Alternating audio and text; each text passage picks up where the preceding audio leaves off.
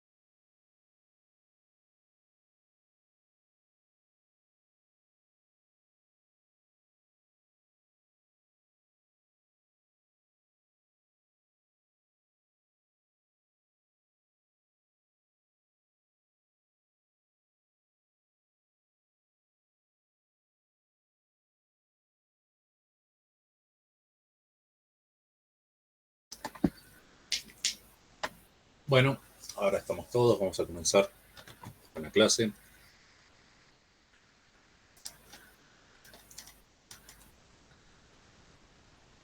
Lo que les voy a pedir es que, por favor, obviamente ustedes están acá, así que no es un reclamo, seamos puntuales. La clase va a empezar a las 9:05, a lo sumo, digamos. Sé que muchos de ustedes trabajan en este horario, por eso justamente se armó el horario de la tarde, pero traten de no estar ingresando y si ingresen y tienen alguna duda, bueno, canalícenla de repente con sus compañeros para no tener que volver. ¿Por qué lo digo? Es muy común en los cursos que entre uno, media hora tarde para algo y empieza a hacer preguntas que cosas que ya se explicaron. Entonces, entendemos que está esa situación, se va a contemplar, pero no perjudiquen a los que hicieron el esfuerzo para poder estar en tiempo y forma. Así que bueno, la clase de hoy lo que vamos a ver es, vamos a comenzar con la unidad 1, esto es lo que vamos a ver en la clase de hoy. Vamos a ver modelos de aplicaciones, componentes típicos de una aplicación. Vamos a hablar un poquito de aplicaciones monolíticas que son antiguas, pero bueno, son lo primero que se hacía para entender luego los sistemas distribuidos y por qué las características que se les piden a los sistemas distribuidos, etcétera, etcétera. Luego vamos a hablar de sistemas distribuidos propiamente dicho, vamos a dar una definición de sistema distribuido, vamos a ver ejemplos, vamos a analizar, vamos a tratar de identificar así mentalmente cuáles son las incumbencias y si tienen los mismos problemas, distintos ejemplos de sistemas distribuidos que les voy a presentar. Y después vamos a saltar al texto de Coriolis, donde van a estar, vamos a hablar rápidamente sobre las características de los sistemas distribuidos. Ustedes ya leyeron el material, así que vamos a ir rápido. La clase, en realidad, no es una clase larga. Este módulo ayer la di y duró 1 hora 40, 1 hora 30. Depende mucho de la participación que tienen ustedes. Si no participan, yo hablo y en 50 minutos acaba.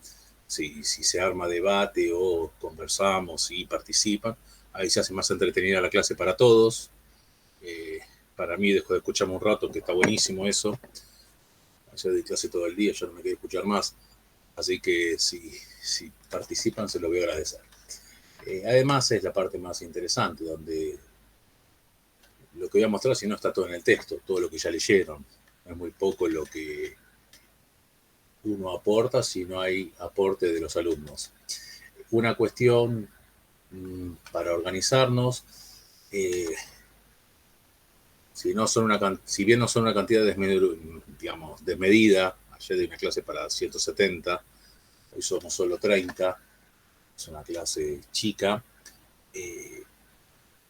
Les pido que nos organicemos, levanten la mano el que quiera hablar y tome micrófono. No escriban en el chat las preguntas. Yo no estoy mirando el chat, porque si miro el chat no puedo ver a los interesantes, digamos, a los participantes. Entonces el chat lo tengo cerrado.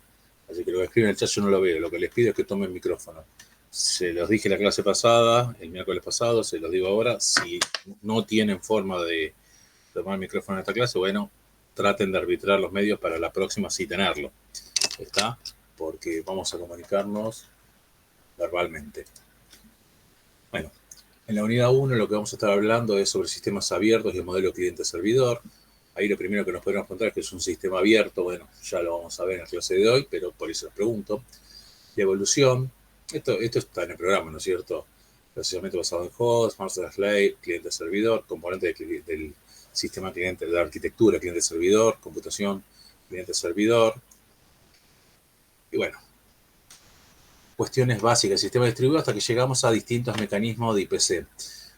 Acá es la parte donde vamos a tratar de formalizar un poco más cosas que hoy conocemos, hoy por hoy, y ya de hecho lo repasamos en la clase pasada, ustedes conocen comunicación por socket, y los sockets son un mecanismo de IPC, un mecanismo de comunicación entre procesos, pero son uno, hay otros, RPC, peer-to-peer, mensajes, cola. Nosotros vamos a estar trabajando en la práctica con RPC y con mensajes, ¿está bien? Peer-to-peer, hemos hecho alguna vez una práctica donde establecemos una comunicación primero con el cliente servidor y para hacer después intercambio de archivos, intercambio de cosas grandes, establecemos una comunicación peer-to-peer. Eventualmente, esto lo vamos a ver si la semana que viene, en la otra, dos clases, la próxima clase teórica, ahí vamos a desarrollar en profundidad estos temas y bueno, eventualmente vamos a analizar mentalmente arquitecturas. Sí vamos a estar trabajando en la práctica con RPC y colas. Ustedes ya leyeron todo esto del material que les enviemos para lectura. Hoy vamos a estar hasta acá, viendo prácticamente, hasta antes del sistema de comunicación. Y ya la clase que viene, eso anótenlo, va a ser el jueves a la tarde. Hoy no hay clase a la tarde, acuérdense que iba a ser una sí, una no va a ser literalmente una sí, una no, porque esta ya sería la segunda, entre comillas. Entonces va a ser una y después en función de cómo convenga para el programa. No tiene sentido que yo me adelante mucho en la teórica si ustedes están muy atrasados con la práctica, porque obviamente no es lo mismo ver un tema teórico de RPC que hacer toda una resolución de un práctico de RPC. Entonces, vamos a ir sincronizándonos con Marcos de manera tal de aprovechar lo mejor el tiempo posible. Entonces, la semana que viene, si bien no van a haber tenido la clase teórica conmigo, ya van a haber leído de RPC en el texto que se les envió. Seguramente Marcos les dé indicaciones para que complementen la lectura con algún material y les va a estar enviando, la semana que viene, les va a estar dando el trabajo práctico. Así que la semana que viene ya empiezan a empujar teclas. Me comentó Marcos que muchos de los grupos ya estaban armados, quedaban algunos por armar. Él, justo ayer a la noche estuvimos hablando, me dijo que bueno, que se va a encargar de comunicarse con ustedes para terminar de organizar la parte de grupos. Los que no tengan grupo, eventualmente escríbanle, vean, organícense, porque la materia, tal cual dijimos, se cursa grupal y si hacemos nosotros los grupos, los agrupamos, por ahí estamos juntando gente que no tiene compatibilidad horaria o algún tipo de complicación. Entonces traten de organizarse ustedes. Bueno, vamos a comenzar con los componentes típicos de una aplicación. Una aplicación está cualquiera. Después vamos a ver que se puede desmenuzar más, pero esto se identificó rápidamente. Como componentes tenés la interfaz de usuario, que es el elemento con el que interactúa ya sea el programador, ya sea el usuario final de la aplicación. Las lógicas de negocio, que es las reglas según las cuales se procesa la información que entró y que está almacenada en la base de datos y se procesa y da resultado al usuario. Y la gestión de datos.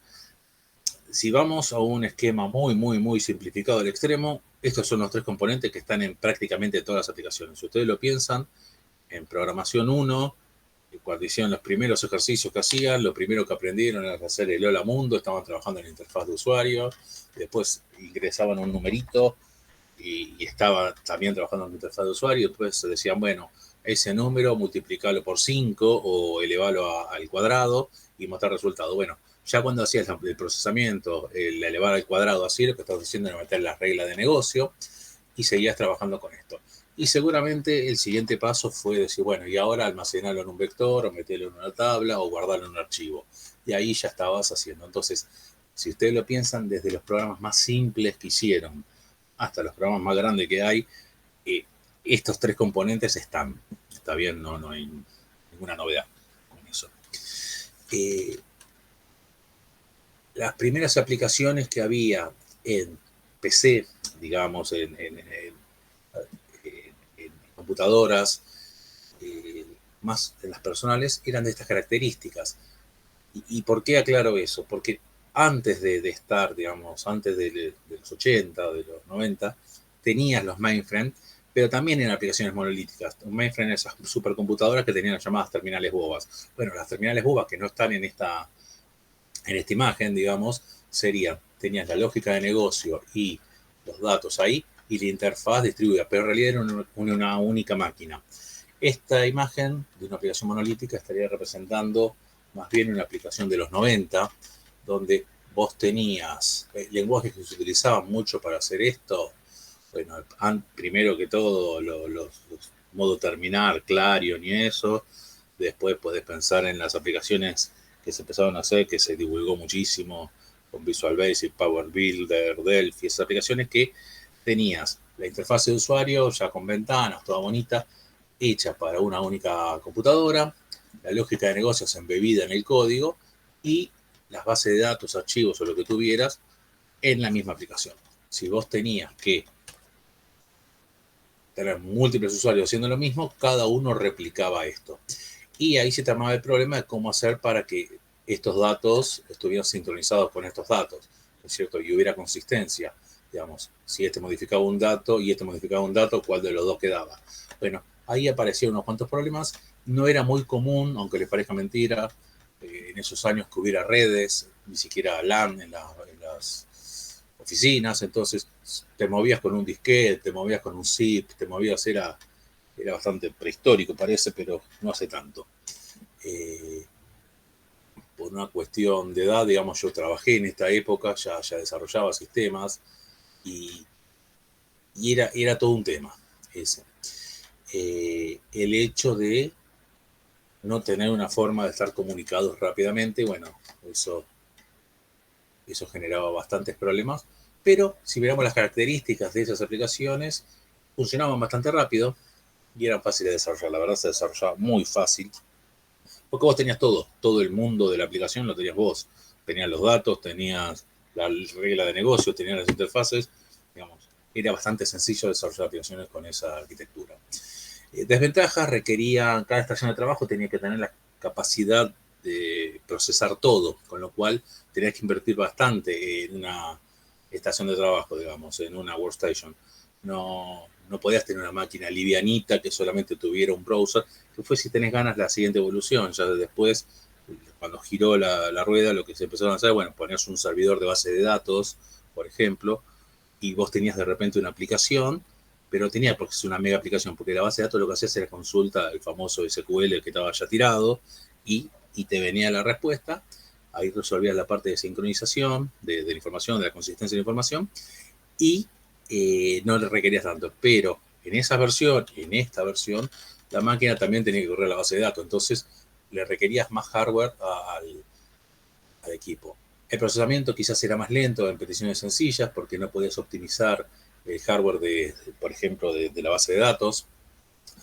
Ocupabas mucho ancho de banda porque cuando se hacía esa sincronización, pensando, bueno, si me ves un disquete, no, pero si así ya tenías una red tendida y hacías, bueno, vamos a sincronizar las bases, tenías que poner un horario y en ese horario estaban moviéndose muchísima información de un lado para otro porque se estaban pasando las bases de datos enteras. Muchas veces tenías que estar jugando con los permisos.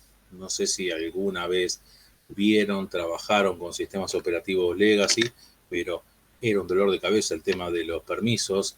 Había certificaciones porque te hacías experto en manejo de los sistemas operativos y de repente lo único que hacías era administrar el dominio y dar permiso a los usuarios. Y bueno, había gente que trabajaba de eso. La actualización es más costosa porque muchas veces tenías que ir máquina por máquina haciendo instalación. Yo recuerdo una aplicación que yo desarrollé que era cerca de 80 usuarios y teníamos que ir máquina por máquina con un CD instalándole, sí, porque no tenían red. Así que eso fue en el 90 y pico, 96, por ahí. Después ya sí se divulgó muchísimo obviamente, la instalación de redes locales y obviamente internet. Y bueno, muchas veces el problema era que no tenía posibilidad de comunicarte afuera, pero bueno, en esa época no había una afuera, entonces era la famosa BBS, estamos hablando de otro tiempo, pero a mí siempre me gusta recalcar, no tan lejano. Ahora vamos a ver los textos que por ahí estamos utilizando, son de 2007, 2008. Y decís, che, me estás dando con libros de hace 16 años, 17 años. Sí, sí, pero piensen que las primeras comisiones, sus compañeros que se recibieron en la primera camada, tenían 3 años esos libros. Pasa muy rápido el tiempo.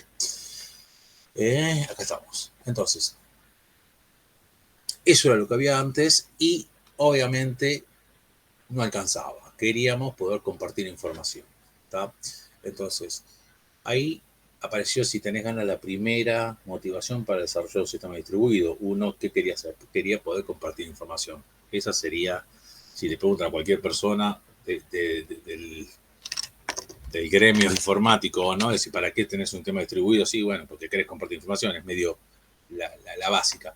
Pero en realidad hay otra ventaja muy importante que te dan los sistemas distribuidos si están bien pensados y bien diseñados, es que podés utilizar de manera más eficiente los recursos, porque vos lo que vas a poder hacer es designar el hardware específico más eficiente para cada cosa.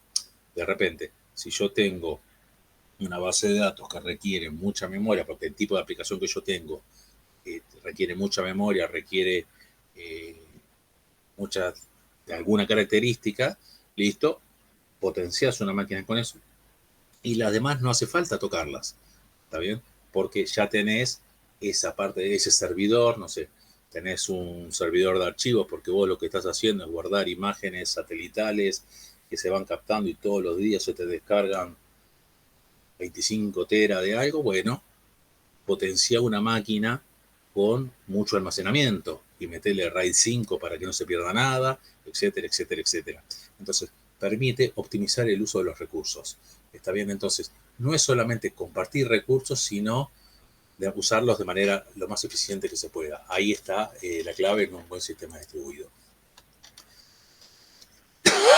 Perdón. Entonces vamos a tratar de llegar a una definición de sistemas distribuidos. Acá justamente está lo que les mencionaba. Acá 2007, puedo decir, che, 18 años. Y bueno, no es tan lejano, pero piensen cuando se empezaron a trabajar con esto, se empezaban a escribir estos libros, eran de 2 años, 3 años. Hasta cuando empezamos con la materia esta en la carrera. Bueno, Colauris, que como lo planteaba, un sistema de... Colauris es un autor, es un profesor inglés que lo que hizo fue el primero que se puso a escribir sobre sistemas distribuidos. De alguna manera estaba Tannenbaum escribiendo sobre todo, escribía sobre arquitectura, sobre...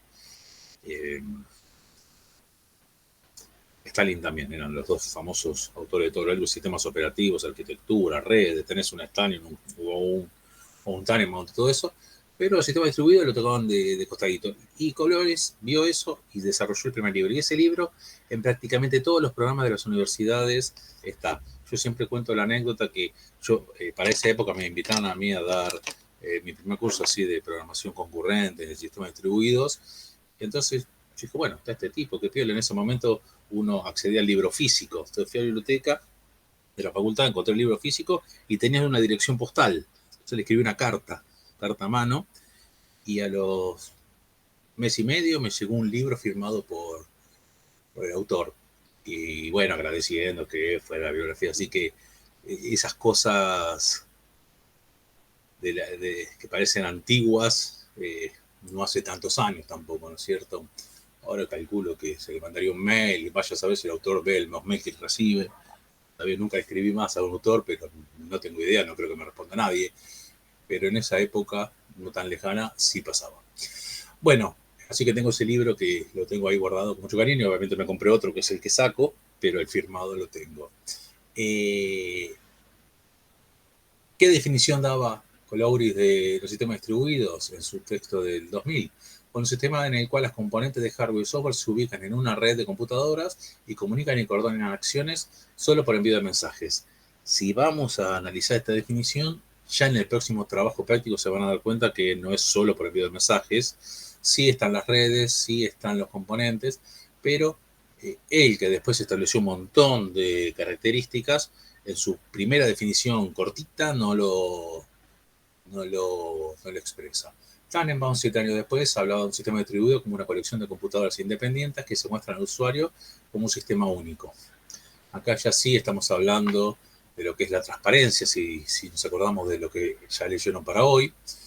Y después definiciones que aparecen en otros textos así, hablaban de un sistema distribuido como un sistema que consiste en una colección de 2 o más computadoras independientes que coordinan su procesamiento a través de intercambio sincrónico o asincrónico de mensajes. Vemos que está presente, que se habla de un sistema de computadoras independientes y autónomas, que hace falta sí o sí una red, que hace falta que la información esté sincronizada de alguna manera y que hace falta la posibilidad de intercambiar información, ¿no es cierto? Nada nuevo, pero tenés que explicitarlo cuando estás definiéndolo. La definición que quizás más nos gusta en el curso es un sistema distribuido, se define como una colección de computadoras autónomas conectadas a través de una red con el software adecuado para que el sistema sea visto por los usuarios como una única entidad capaz de proporcionar facilidades de cómputo. No entramos en el detalle sobre cómo se comunican, sobre si estamos hablando de mensaje, de que tenés cola de conexiones, si tenés llamadas a procesamientos remotos. Eso déjalo al arquitecto que defina cómo lo hace. A mí me interesa que haya transparencia, me interesa que sea visto como un único sistema. Entonces, este gráfico es muy importante, muy interesante. Este ya lo vieron en lo que leyeron.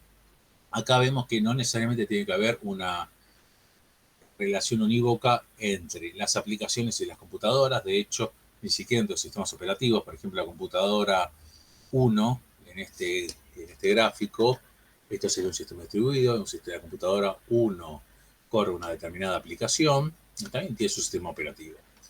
La aplicación B se ejecuta en 2 computadoras porque por requerimientos de la aplicación se tiene que hacer, por ejemplo, esto puede llegar a ser una base de datos y su réplica que está trabajando en estas 2 computadoras. Eso puede ser perfectamente un clúster. Entonces, cada una de las computadoras puede tener el sistema operativo, el suyo. Este sistema operativo puede diferir del de estas también podrían, pero lo más probable es que si esta aplicación está hecha toda una, estas 2 usan el mismo sistema operativo, pero podrían no ser igual. Y acá tenemos una tercera aplicación que corre en otra máquina. Entonces, ¿cómo haces para que todo de alguna manera se oculte, que hay distintas máquinas, distintos sistemas operativos? ¿Cómo haces? Bueno, ahí se empezó a hablar de un componente en el software que, si bien resulta prácticamente inmediato, se explicitó, es el middleware. Un ejemplo de middleware, antes nosotros desarrollábamos en esta materia las primeras ediciones del curso, en 2010, 2011, Marcos, no sé si ya es estudiante, no sé, él tendría que votar cuando empezó a estudiar Marcos, pero bueno, no estaba obviamente como docente, y nosotros hará 3, 4 años le dimos una refrescada, eso se lo comenté la semana pasada, a la materia, y dejamos de hacer trabajos prácticos que tenían mucho sentido en ese momento y ahora nos ayornamos a trabajos prácticos con tecnologías que están pidiendo hoy por hoy en el mercado. ¿Está bien? La realidad es que si ustedes ven lo que se está buscando en el mercado y las tecnologías que trabajamos en el trabajo práctico son prácticamente las mismas. Y obviamente tiene sentido, porque no estamos dejando de enseñar lo anterior, enseñamos toda la parte teórica, pero no estamos trabajando tanto con sistemas legacy. En ese momento había muchos sistemas que tenían esto. Entonces, el trabajo práctico que hacíamos, por ejemplo, les pedíamos que desarrollaran en una base de datos a elección y en un software, en un lenguaje a elección, desarrollaran una aplicación. Le dábamos un dominio, bueno, desarrollarnos una farmacia. Perfecto. Todas las características de la farmacia, la base de datos, etc. Y después le pedíamos que en otro lenguaje trabajaran contra la misma base de datos. Ahí ya te apareció un problema, porque tenías distintos lenguajes. ¿Cómo se resolvía? Bueno, había un software en ese momento que se utilizaba muchísimo, era un middleware de base de datos o DBC. Hoy por hoy se sigue usando, de repente tenés lenguajes que si te pones a toquetear por abajo, te encontrás que están ahí abajo las librerías que lo DBC o que te permiten hacer la conexión a la base de datos, aunque ya hay arquitecturas que eso te lo enmascaran todos y no tenés que preocuparte de eso. Antes trabajábamos más a ese nivel, ahora ya nos ponemos más ayornados, ¿no es cierto? Pero era un trabajo práctico muy lindo porque esto tomaba forma, tomaba cuerpo, digamos, era directamente un software que tenías que configurar, tenías que ponerlo, instalarlo, configurarlo para que te funcionara. Y entonces tenías exactamente eso, una aplicación con su base de datos y otra aplicación hecha en otro lenguaje que trabajaba en la misma base de datos, y quién resolvía, quién brindaba la transparencia de eso, bueno, era el middleware o DBC. Eh, Cuando desarrollás aplicaciones y cuando venís desarrollando desde muy abajo, digamos, no las aplicaciones típicas como es ahora, que casi todas son API REST, que salen, digamos, como de fábrica, eh, había veces que te tenías que meter ahí abajo a trabajar y, y esto por ahí no tenía nombre, pero vos en tus aplicaciones tenías. Yo estaba desarrollando, me acuerdo para esa época, aplicaciones de repente con microcontroladores acá y también te llegaba hasta la versión final, digamos, del usuario de la aplicación que corría en el browser y me aparecían estos problemas, hacía comunicación para ir con sockets, etcétera, etcétera, y había momentos que decía, bueno, pero la máquina es Linux y otra va a ser Windows y cómo lo resuelvo.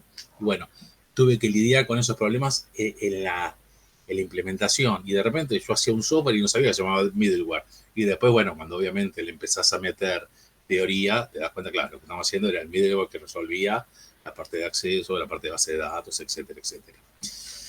Bueno, vamos a ver algunos ejemplos de sistemas distribuidos, algunos ya los conocemos bien, por ejemplo Internet. Internet lo puedes ver como un sistema distribuido, si ustedes lo piensan, van a estar pasando en este momento por un montón de tecnologías distintas. Lo que yo estoy hablando, estoy hablándoles en una máquina Windows, que va a un router que vaya a saber qué procesador tiene, y ese procesador se comunica con el router de Flow, que vaya a saber qué tecnología tiene, y eso después va a un servidor desde el cual se distribuye al de ustedes, que están donde estén, y, y la van a recibir en la tecnología que tengan ganas. Entonces, acá nadie se está preguntando, che, qué sistema operativo tengo abajo, cómo se comunican, qué mensaje tengo. Entramos a Meet, y Meet te resuelve todo. Bueno, pasa lo mismo con Internet. Uno no se pregunta cuando entra a Internet, uy, estoy entrando con un celular, entonces me tengo que conectar a esta versión, pero si entro con una tablet, entra a otra, y si entro con una PC, entra a esta otra. Uno entra a los sitios y de alguna manera se resuelve todo. Internet es un buen ejemplo de sistemas distribuidos, pero a mí personalmente no es el ejemplo que más me gusta porque, si bien lo es, y esta es la explicación de por qué lo es, eh, yo le veo más pinta de infraestructura, no le veo pinta de aplicación. Ya si hablamos del intranet, estamos hablando de más o menos lo mismo. Tenés un montón de componentes de hardware heterogéneos que están comunicados. Bárbaro, sí, tenemos sistemas distribuidos. Pero cuando veo aplicaciones de sistemas distribuidos, me gusta pensar en esto, en Meet, por ejemplo en Facebook, en Netflix, en Despegar. Y acá está donde les pido que participen y me digan si creen, por ejemplo, que Mercado Libre y que Netflix tienen los mismos problemas como sistema distribuido. ¿O cuál es el problema que creen que, dónde tiene que preocuparse el CTO de Netflix y dónde se tiene que preocupar el CTO de Mercado Libre, por ejemplo? Comenten.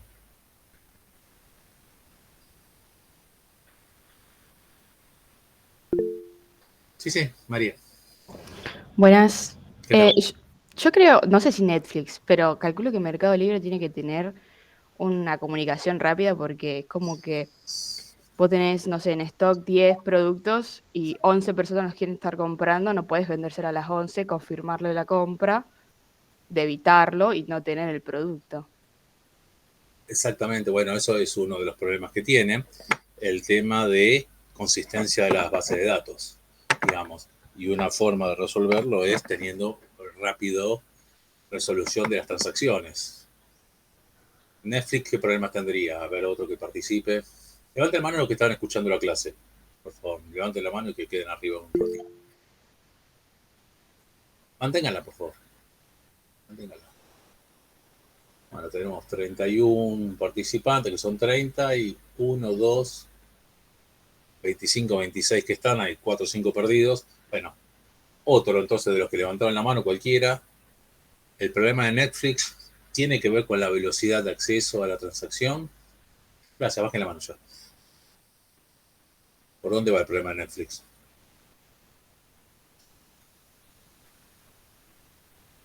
Tendría que asegurar que con una no conexión o no tan rápida o bueno, en no las mejores condiciones que puedas ver y que puedas recibir el video con buena calidad. Que no se trabe, básicamente. Ese es el desafío de Netflix. Buena calidad y buena velocidad. Bueno, ¿y cómo lo vas resolviendo? ¿Saben cómo lo va resolviendo? En realidad, ese es uno de los desafíos. El otro desafío que tiene grande es el almacenamiento. Piensen en lo que es Netflix. El almacenamiento es el problema más grande que tiene Netflix. Pero el que decís vos es otro de los problemas. ¿Y cómo lo resuelve Netflix? ¿Cómo lo resolverían ustedes? Ustedes son casi ya licenciados. Imaginen que tienen la suerte de entrar en Netflix y se mete a hacer cargo de la gerencia técnica. ¿Cómo lo resolves? Vamos, 25 había escuchando. Bueno, les cuento cómo se resuelve. No sé por qué no participan, pero la solución que se suele usar es hacer réplicas de almacenamientos e instalar servidores caché, digamos, en los distintos proveedores.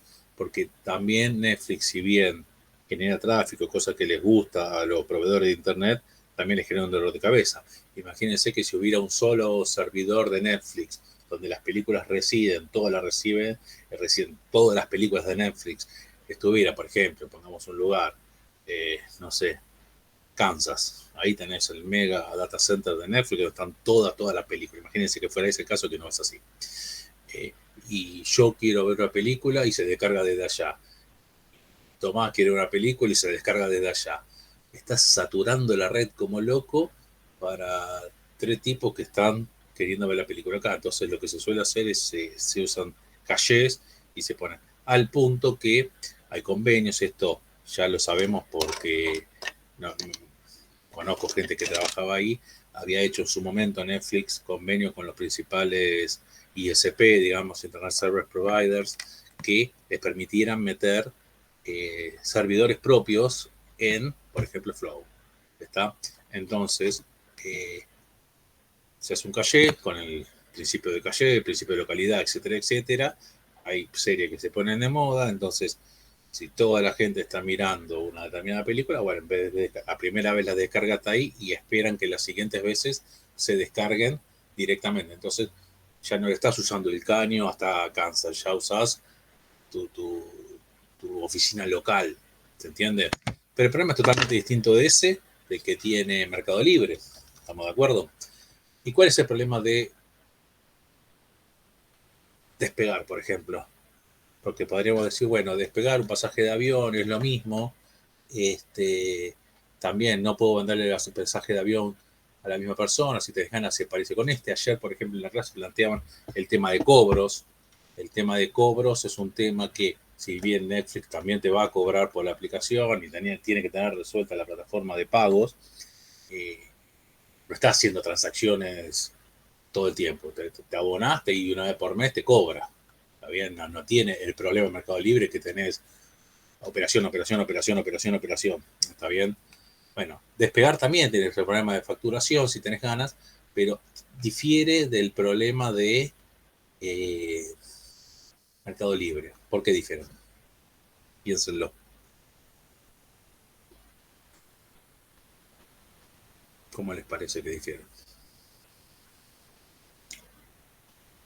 Esta es la parte donde les digo que si no participan la clase se hace aburrida y muy rápida. Sería bueno que hablaran. Ahí, profe, puede ser que se difiere porque tiene varios como aerolíneas metidas dentro de Despegar. O sea, no es como que solamente trabaja con Aerolíneas Argentina, sino que como que tiene varias. Sí, sí, sí, sí, va por ahí. Alguien que complemente, va por ahí, va por ahí.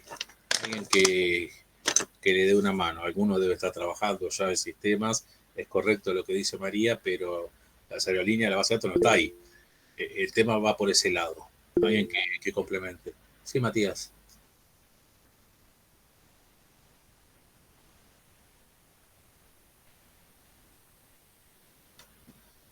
Matías, levantaste la mano. Hola, hola, ¿se me escucha? Hola, sí, sí, te escucha muy Ah, bien. disculpa, estaba en el micrófono equivocado. La verdad no viajé nunca por avión, así que calculo que el tema es una de las aerolíneas y otra que hay varios países involucrados. O sea, por ahí tenés vuelos de, no sé, Malasia Airlines, que también puedes tomar desde acá, porque justo pasa un avión por acá. Bueno, pero no te importa por dónde pasa el avión y si volato o no.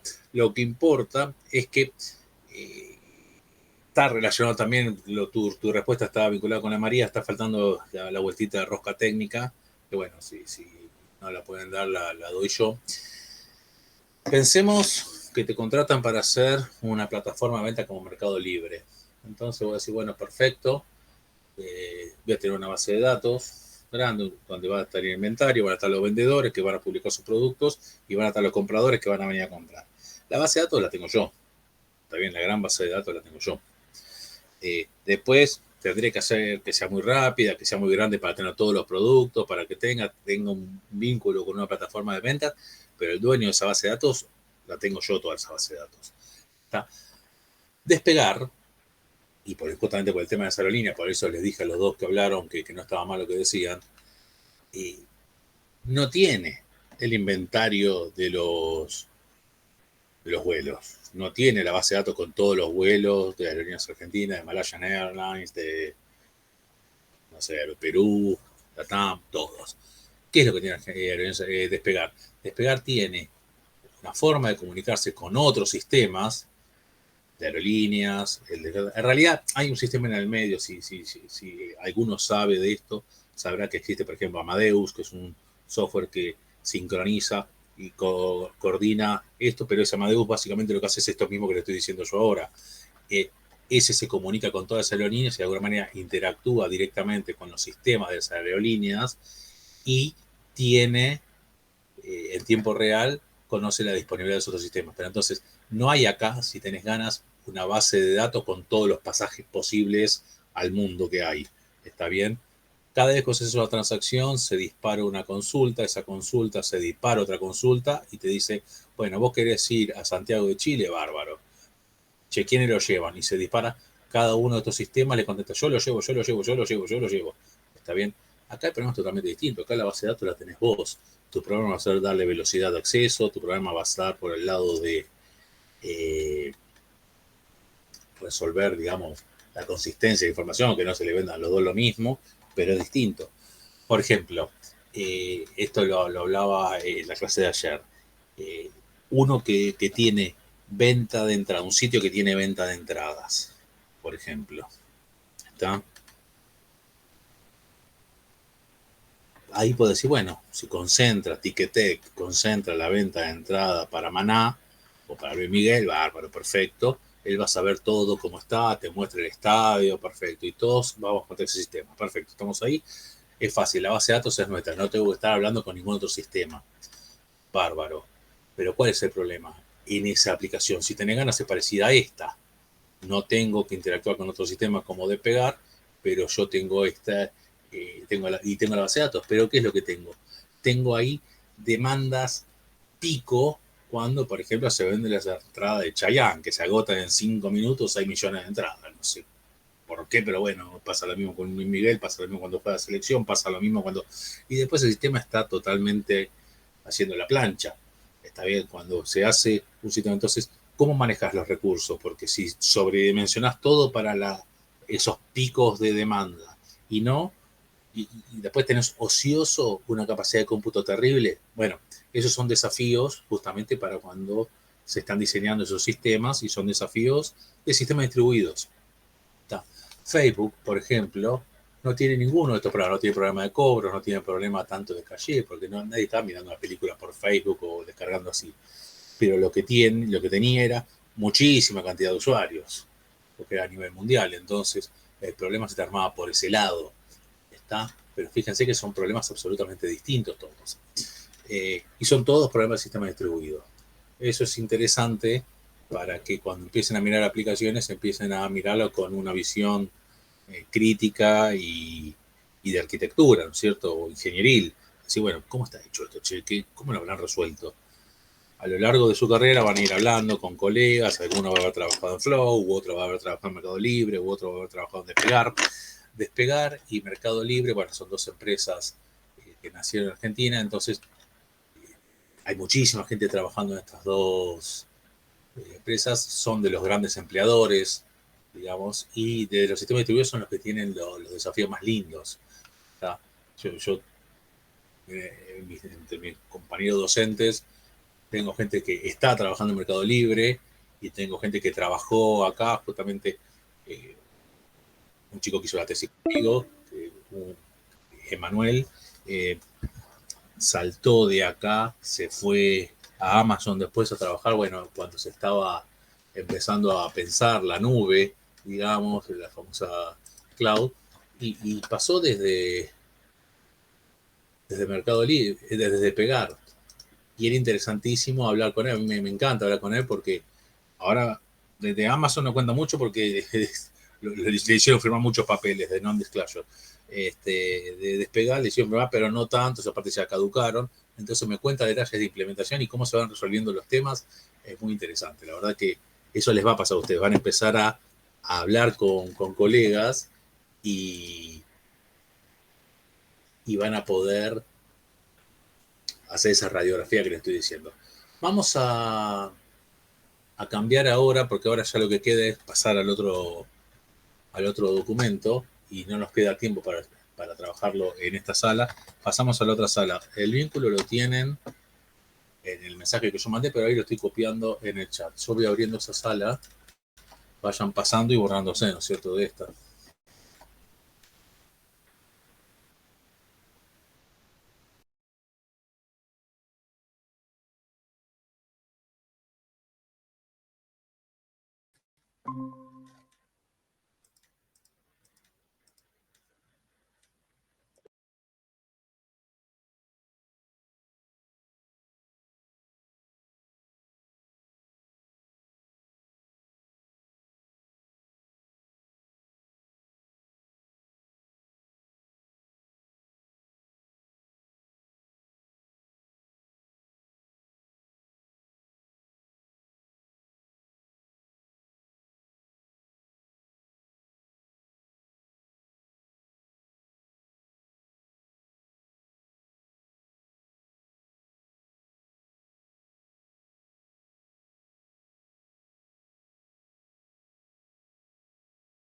Bueno, ya vimos quiénes son los perdidos, digamos, porque hay 4 que se quedaron allá, pero bueno. Ahí va llegando el mensajito, cambiate. En este curso no, si bien vamos a tomar asistencia, no vamos a ser exigentes con ese tema, porque sí con el bloque de la noche, está bien, pero con el bloque de la mañana vamos a ser un poco más flexibles.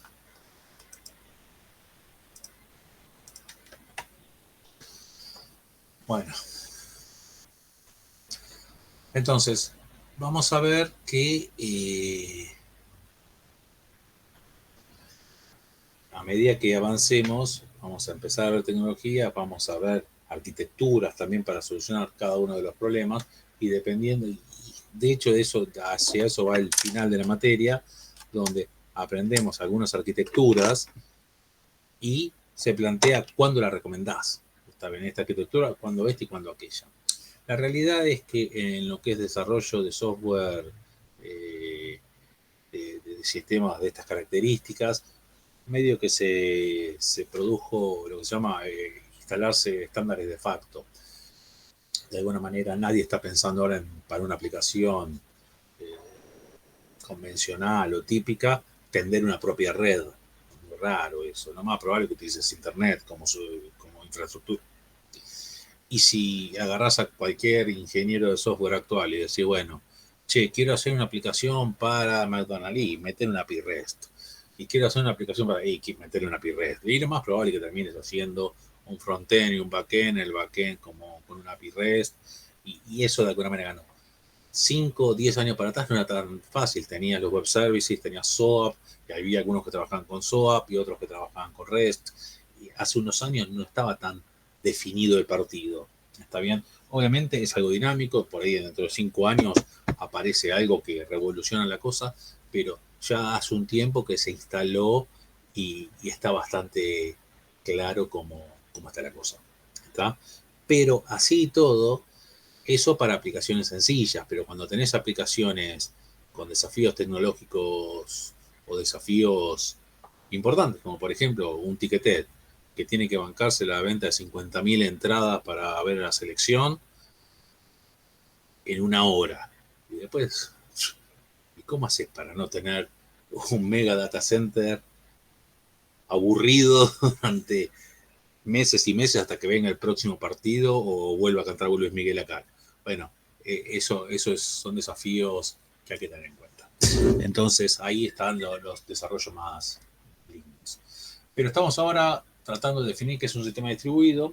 Ya tenemos una definición y vamos a intentar ver las características que tiene que tener. Perdónenme que me están bombardeando WhatsApp. Perdónenme un segundo.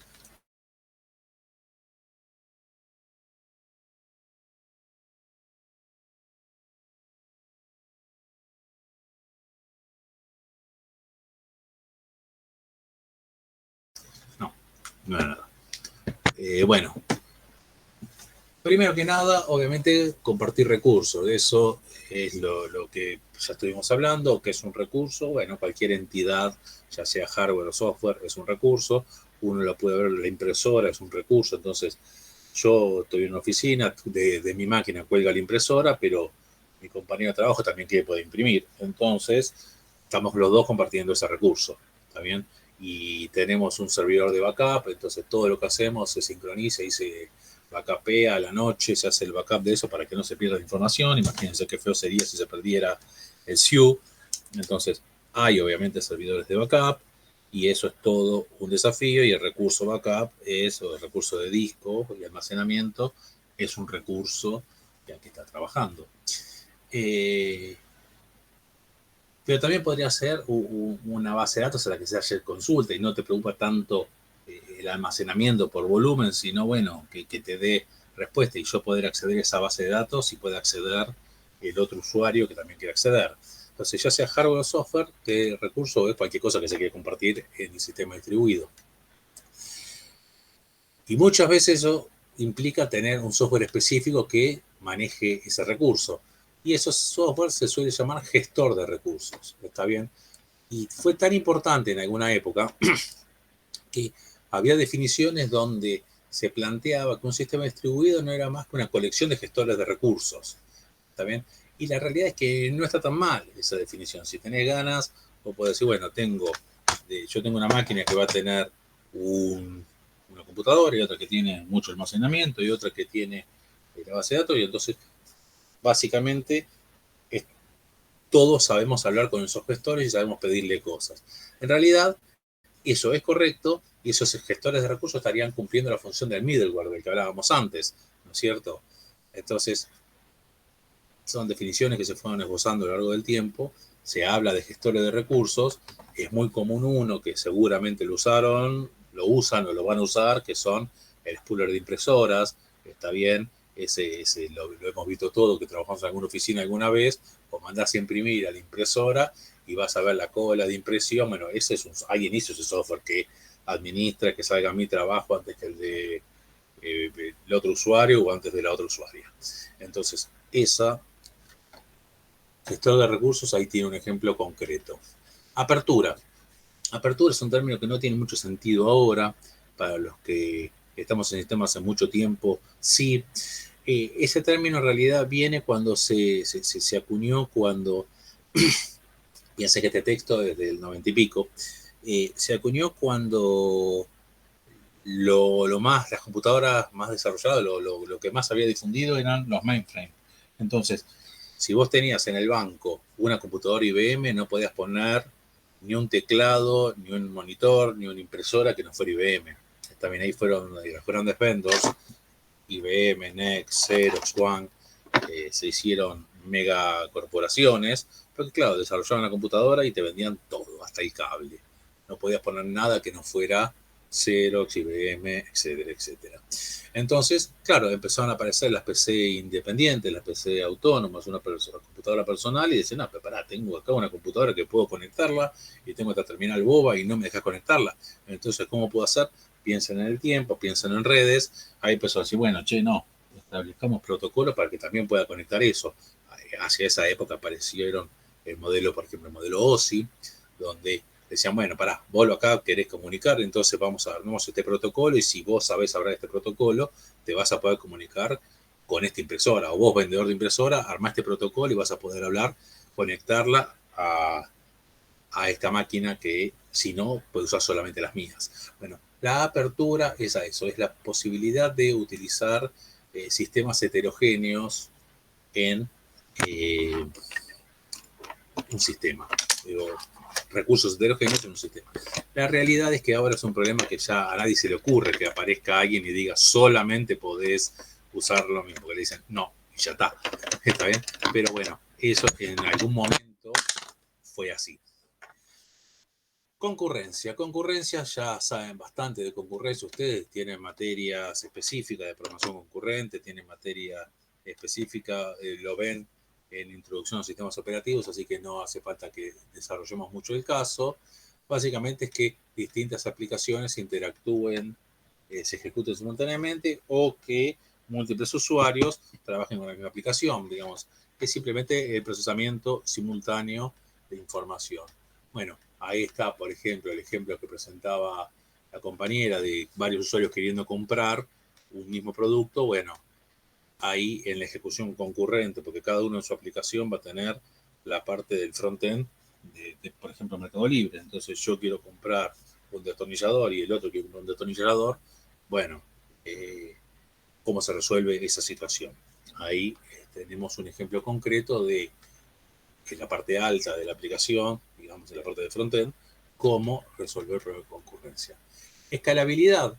Escalabilidad, acá estamos hablando de que el sistema pueda ser, si ante una demanda de algo, o si tienes un cuello de botella, si te presenta un cuello de botella, puedas, agregando más recursos de alguna característica sin tener que tocar todo y rediseñar todo, poder crecer.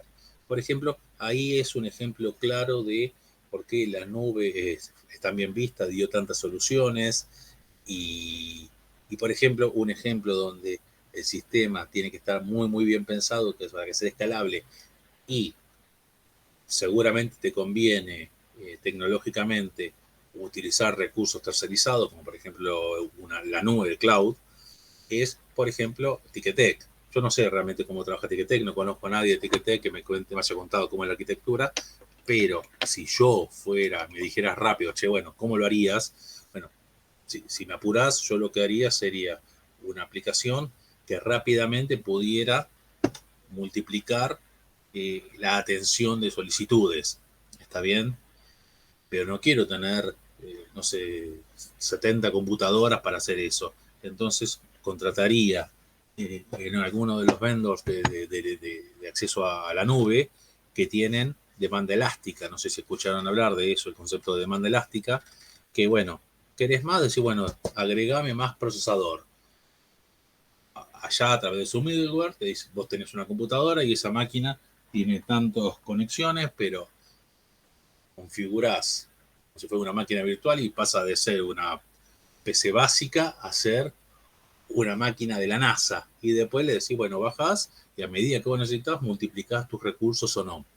Y esa posibilidad de tener una elasticidad en tus recursos de hardware, obviamente te la va a cobrar, porque la nube sí tiene que tener, Amazon sí va a tener que tener las máquinas físicas trabajando, pero es negocio para los dos, porque seguramente cuando no te lo está vendiendo a vos, le está vendiendo a eBay o en la plataforma de venta de entrada de otro lugar están pidiéndole mucho, entonces él termina vendiendo, entonces puede hacer ese negocio de una demanda elástica, está bien, sin tener vos que tener todo este fierrerío que tendrías que tener para dar soporte a eso. Entonces, ¿qué es la característica que te permite hacer esa demanda así? Bueno, la escalabilidad, que vos desarrolles el sistema escalable, que puedas agregar lo que necesites de los recursos que te faltan sin tener que toquetear todo el sistema.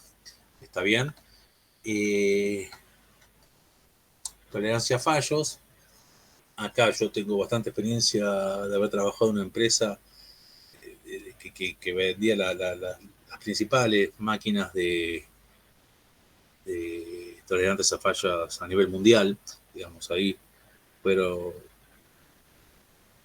una de las primeras empresas por las que viajé bastante, porque eran representantes acá de Stratus. Stratus es una máquina que comercialmente no se conoce, digamos, o coloquialmente no se conoce, pero todas las empresas financiero-bancario tenían Stratus. Son sistemas tolerantes a falla, lo tenía American Express, Visa, Diners, Mastercard, que tenían 5 9 de estabilidad, digamos. Eso quiere decir disponibilidad. Tenían 99,999 de disponibilidad. No se caían nunca. No se caían nunca. Se hacían números, se caían una vez, un segundo cada 10 años. Estaban siempre disponibles. Bueno, para poder brindar eso, esas máquinas tenían todo el hardware duplicado, pero en el mismo motherboard. Eran motherboards rarísimos, grandotes. Yo fui varias veces a Boston, a la fábrica, porque como éramos representantes acá, tenían que tener gente certificada y yo era uno de los certificados. Entonces tenían grandes máquinas. Vos tenías, por ejemplo, el mother de una máquina tenía un solo procesador. Ese procesador en ese momento no había muchos núcleos, pero ahora puedes pensar, bueno, ese procesador tiene 4 núcleos adentro. Perfecto. En esa época no había tantos núcleos, multinúcleos de procesadores, eran de a uno solo. Pero tú tenías 4 procesadores en el mismo mother. ¿Está bien? Y estaba todo preparado para que si uno se colgaba, se promovía el otro y seguía. Sin que se cayera en caliente, como decían ellos, seguía trabajando y ni te enteraba que se había quemado un cuarto de la placa. ¿Está bien? Obviamente sí salían alarmas, pero el sistema no se caía. Eso sería una solución de tolerancia a fallas por hardware. ¿Está bien? Otra solución que puedes hacer es tolerancia a fallas por software, que eso ya lo conocen, de base de datos, que es trabajar de manera transaccional, trabajar de manera tal de poder hacer un rollback. Esto es, yo tiro una solicitud, pasa algo en la base de datos, no sé, se cuelga, se corta la conexión, pasa cualquier cosa. Entonces, si no te llega el acknowledge de que se completó efectivamente la transacción, le decís, hace un rollback, pero vuelve al caso anterior y queda bien eso. Eso es obviamente importantísimo. Un ejemplo típico es, yo voy al cajero automático, el cajero automático me dice, sí, como no, te doy 700 pesos, después no salen los 700 pesos por X motivo porque se traba el cajero, a mí posiblemente me aparezca que me descontaron los 700 pesos y a la media hora me aparecen los 700 pesos de vuelta en mi cuenta, porque el sistema detecta que el cajero le fue, che, mirá que no le di los 700 pesos a Diego, y entonces se hace la operación para atrás. ¿Está bien? Eso es tolerancia a fallo, y es una aplicación donde no se cayó nada. En realidad lo que pasó fue que el cajero se había quedado sin plata, por ejemplo. ¿Está bien? Ahí tenemos un ejemplo de tolerancia a falla por hardware o por software. Y por último, la característica que más nos sorprende o nos hace pensar en un sistema distribuido como un sistema de sistema distribuido, como uno, es la transparencia. La transparencia es básicamente la característica que permite ocultarle al usuario y al programador que las aplicaciones funcionan en distintos entornos, en distintas máquinas, en distintos sistemas operativos. Hay un manual de referencia, ya les estoy diciendo 2 palabras, ustedes leyeron, díganme qué es esta sigla. Escríbanlo si quieren.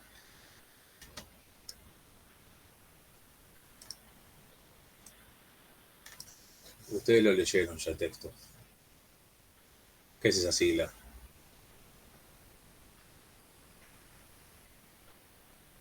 Ya vamos por 30 segundos. Levanten la mano los que está prestando atención a la clase. Bueno, por lo menos 24 o 25 personas. Todos leyeron este texto. Tiene una sigla y no saben lo que quiere decir. Deberían haber ido a buscar cuando estaban leyendo de qué se trata. Sí, exactamente es lo que están escribiendo ahí. Ayer pasó lo mismo. No sé por qué actualmente está esa costumbre de leer y no entendés un cacho y seguís como si nada. Obviamente importan las siglas. En informática, la mitad de las cosas son siglas.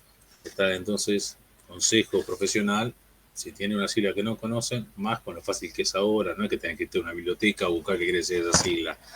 Agarrás el celular, apretás un botoncito y lo tenés. Sí, exactamente. Es un modelo de referencia de procesamiento distribuido abierto. Está bien. Fíjense en los años. Es interesante eso porque obviamente es coincidente. Acá no estoy siendo, no es que me estoy haciendo Sherlock Holmes, digamos. Por un lado ya trabajaba en esta época, pero por otro lado ya era ingeniero con varios años. Pero más allá de eso, eso era lo que se estaba viviendo. Los famosos sistemas abiertos. Esta O es de abierto. ¿Está bien? Como una de las O de ISO OSI cuando lo vimos en redes, con lo que cruzaron en redes conmigo. Modelo OSI, saben qué es.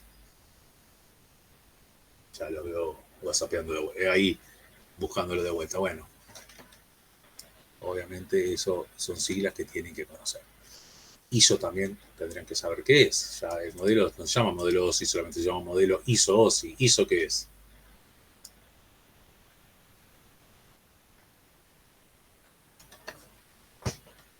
Bueno, a buen entendedor.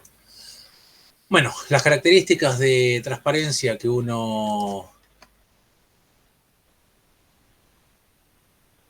puede identificar, digamos, esto es hilar muy fino, en realidad para mí la transparencia, aunque tengan el concepto de que lo que permite es ocultar el usuario programador, que las aplicaciones se ejecutan en entornos separados, heterogéneos, alcanza, eso es lo que se van a acordar con el tiempo, pero obviamente en el parcial les voy a tomar siglas, ya sépanlo, les vamos a tomar siglas, eso están obligados a sigla que aparece en el texto, saber qué es, así que eso sépanlo, para eso es lo bueno de venir acá, las clases, les vamos a preguntar las distintas características de la transparencia, y bueno, son muy sencillas de entender. Acceso es poder acceder a un recurso sin preocuparte de dónde está ubicado, poder acceder a un recurso sin tener que estar perdiendo el permiso a nadie, como si fuera local a tu máquina, poder estar accediendo a un recurso, aunque esté accediendo a otro, digamos. Yo cuando hago una consulta a Mercado Libre no digo, che, no hay nadie contestando, entonces consulto. No, yo consulto, chao. Que lo resuelve el sistema desde el Mercado Libre, cómo resuelve la concurrencia. Transparencia de replicación, poder utilizar varias instancias de lo mismo y que esté sincronizado todo. Este fue justamente el trabajo final de Manuel, que fue un trabajo buenísimo, fue su tesis para recibirse y de ahí saltó a Amazon. ¿No es cierto? Ahora volvió. Después, algunas veces lo invité a que diera charlas. Podríamos, si les interesa, podría invitarlo, porque cuenta características muy, muy entretenidas y cómo fue la experiencia de irse a vivir varios años a Canadá para trabajar en una mega corporación del software como es Amazon, ¿no es cierto? Ahí dirigió grupo de gente. La verdad, es un gran amigo y con una capacidad impresionante. Bueno, transparencia de fallos, cómo resolver en caso de la ocurrencia de un fallo, que yo no me entere, yo no tuve que hacer un reclamo por los 200 pesos, volvieron. Está bien. A la migración, al escalado. Las dos más importantes que identifica el autor, y que es obvio que así sea, son transparencia de acceso y de localización, poder acceder, ya sea que esté en locales o remoto, y de hecho no tener que preocuparme dónde está el recurso. Piénsenlo que si íbamos a un esquema donde yo tenía aplicaciones monolíticas distribuidas, yo tenía que decir, no, che, vos querés imprimir, bueno, conectate a la impresora que tiene compartida Diego, y si querés almacenar, no, andá a la máquina de María y ella lo tiene el archivo. Ahora yo pido el archivo y el archivo aparece. También es totalmente distinto. Entonces, estas son preguntas, pero clavadísimas del examen. Decir 5 de las características, explicar las 2 más importantes, siglas, eso sí o sí lo pedimos. Y bueno, por ahora que dejamos acá, porque lo siguiente que sigue ya es empezar a hablar de comunicación. En realidad este texto acá, este resumen que les damos, acá hablan del modelo cliente-servidor, pero acá nosotros cliente-servidor lo desarrollamos en la siguiente clase, después de ver sistema de comunicación, lo desarrollamos teniendo en vista las distintas arquitecturas. Así que por ahora paramos acá. La verdad la participación fue bastante baja de ustedes, por eso la clase fue así de rápida. Hicieron que me vuelva a aburrir de escucharme. Y a ver qué es lo que dice acá.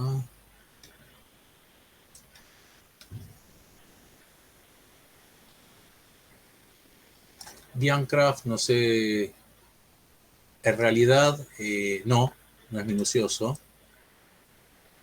No es minucioso. Por otro lado, el docente obviamente sabe por qué lo pide. Así que no es minucioso. Uno sabe qué es lo que tengo que acreditar de conocimiento de los alumnos. Por algo uno es el docente y ustedes son los alumnos. Más allá de que lo puedas cuestionar, la respuesta es no. Así que, bueno, dejamos por acá por hoy. En los próximos días, supongo que el sábado, me dijo Marco, les iba a estar enviando la convocatoria y los detalles para la próxima clase. Profesor, una Sí. pregunta. Sobre la consigna del TP, más o menos, ¿cuándo la vamos a estar sabiendo? ¿Escuchaste lo que dije recién? No. Ahí tenemos el problema. Bueno, preguntar a tu compañero después qué es lo que dije recién. El sábado entonces va a estar enviándole Marcos cómo continúa la convocatoria y ya a partir de ahí coordinan la parte práctica. ¿Ah? Si no hay más dudas, nos despedimos entonces hasta la próxima semana conmigo. La semana que viene va a ser seguramente a la tarde, eso ya no hay ninguna duda. Y lo más probable es que la próxima clase sea a la mañana, la siguiente semana. ¿Está bien? Ahí sí van a poder hacer consultas sobre el TP, porque si ya van a estar desarrollando y si tienen dudas, van a entrar Marcos y Julián a resolver consultas. ¿Está?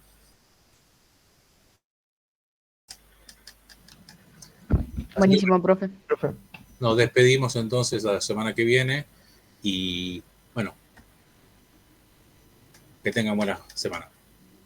Hasta luego, profe. Chao, hasta luego. Buena semana.